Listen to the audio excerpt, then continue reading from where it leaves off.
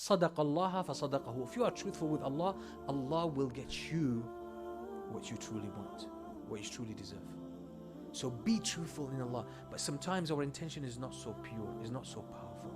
You say, I had the intention, but it's a lousy intention. It's a watered down intention. But when your intention is sincere and powerful, Allah doesn't let you down.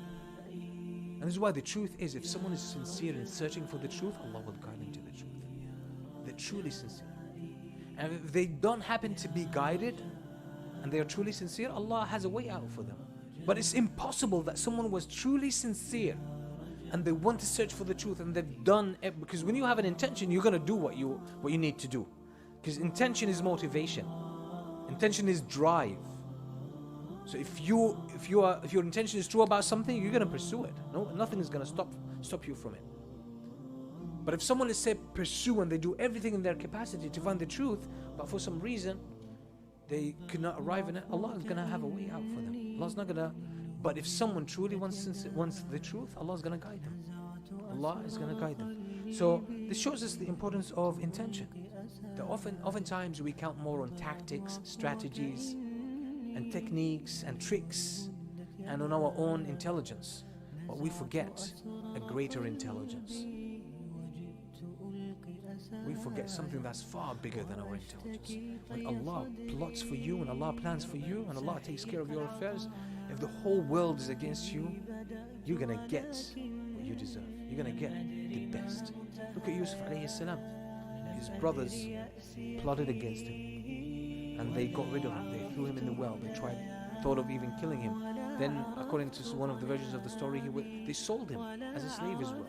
And he was taken to the house of Al-Aziz. And he was put in that position of temptation, being tempted by the wife of Al-Aziz.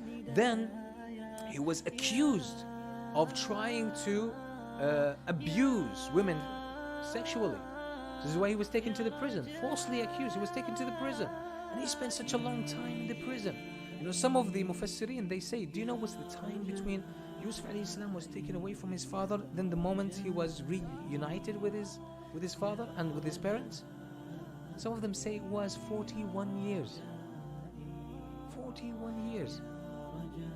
It's not a short time. Yusuf alayhi salam was what? Because he was with Allah, he just went through all of this. And it worked for him. If Yusuf alayhi salam was not taken by his brothers and sold as a slave and taken as a servant and then put in the prison, he would not be able to be in a position to interpret the dream of the king and thus to become one of the main assistants of the king and such an influential person.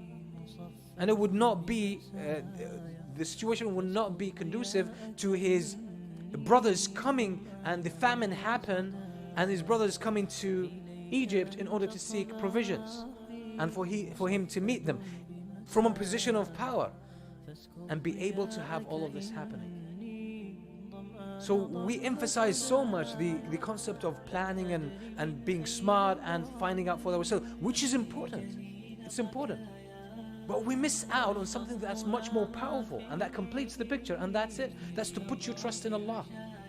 Truly put your trust in Allah and approach this life with sincerity. What do you want out of this life? Salman al-Farisi wanted to find guidance and follow it. So even though he went through all of these, difficult times, and he was taken advantage of, and he was set up like that, and he was sold as a slave, yet the very thing that was meant to be against him turned out to be working for him. It took him exactly to where he wanted. It took him exactly to the land where the Prophet ﷺ was going to be sent. So that's how we should approach life.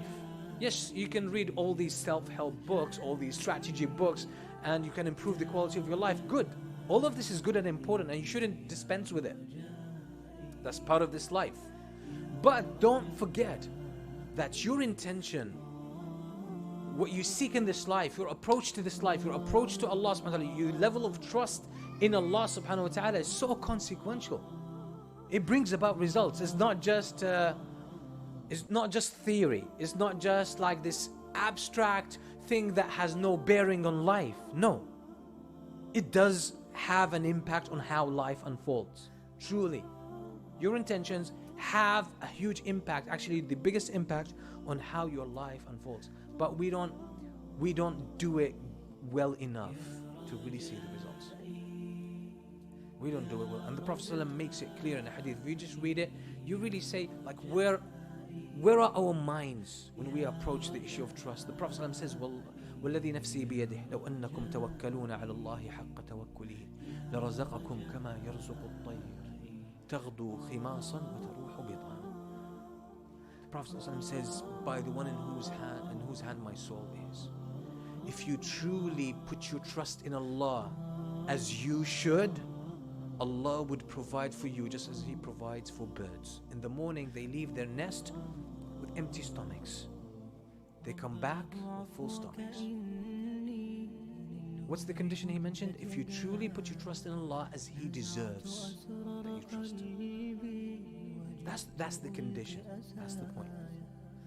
And that's consequential. Imam al-Qayyim, he says, أقوى الأسباب التوكل على الله. He says the strongest factor in this life, the strongest causal or the strongest force in this life that brings about effect is reliance on Allah.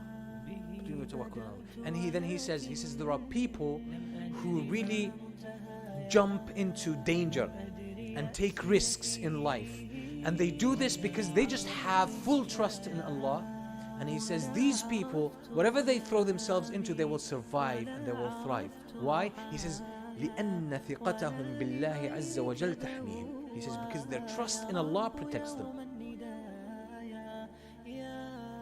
That's not hocus pocus stuff. That's real stuff.